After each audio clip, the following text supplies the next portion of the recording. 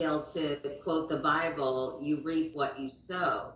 Do you think that your uncle has some responsibility for creating this rancorous, uh,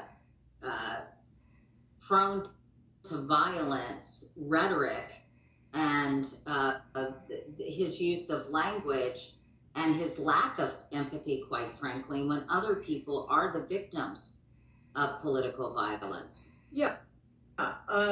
He didn't invent political violence or violent rhetoric by any stretch, but in the last decade, nobody is more responsible for the climate we're living in right now than he is.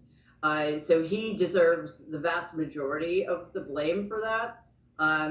Also, so too does the Republican Party deserve a lot of blame because they are in lockstep with him now. There is no Republican base.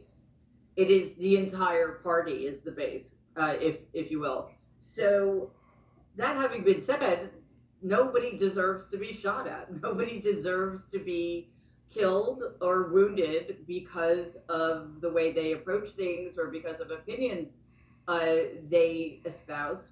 However, we have a lot of work to do here when one of our two major political parties thinks that this man, whom, as you said, has no empathy, who has encouraged people to commit violence on his behalf, who has engaged for years now in stochastic terrorism, who has no remorse, who has no decency when it comes to people he doesn't like being threatened or injured or almost killed, as was the case with Paul Pelosi, to put him at the head of the party, especially given the fact that he is a convicted felon now.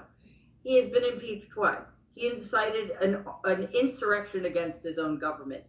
He put his vice president in a position of almost getting hanged. I mean, the fact that we have been allowed to get to this point is very much because, in large part, of Donald Trump and his willingness to push the envelope to the point where somebody like him is seen as a viable candidate for the presidency of this country.